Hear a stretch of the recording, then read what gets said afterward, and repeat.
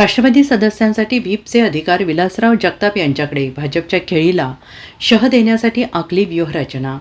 सांगली जिल्हा परिषदेतील सत्ता स्थापनेला दिवसेंदिवस वेगळे वळण मिळताना दिसत आहे. राष्ट्रवादी अजित पवारचे जिल्हाध्यक्ष निशिकांत पाटील यांच्या भूमिकेवर शंका घेऊन पक्षातील अन्य नेत्यांनी जिल्हा परिषदेतील राष्ट्रवादी सदस्यांना व्हीप बजावण्याचे अधिकार माजी आमदार विलासराव जगताप यांच्याकडे दिले आहे. शुक्रवारी तसे पत्र जिल्हाधिकारी यांच्याकडे दिले जाणार आहे. राष्ट्रवादी अजित पवारांच्या नेत्यांमध्ये महायुती आणि महाविकास आघाडीला पाठिंबा देण्यावरून टोकाचा वाद निर्माण झाला आहे. पक्षाचे जिल्हाध्यक्ष निशिकांत पाटील, माजी आमदार शिवाजीराव नाईक यांच्या महायुतीला पाठिंबा देण्याकडे कल आहे. पण पाटील आणि नाईक यांच्या भूमिकेला पक्षातील माजी आमदार विलासराव जगताप, राजेंद्र अण्णा देशमुख, माजी मंत्री अजितराव घोरपडे, माजी खासदार संजय पाटील यांनी तीव्र शब्दात विरोध केला आहे. आणि या नाराज नेत्यांची गुरुवारी बैठक झाली.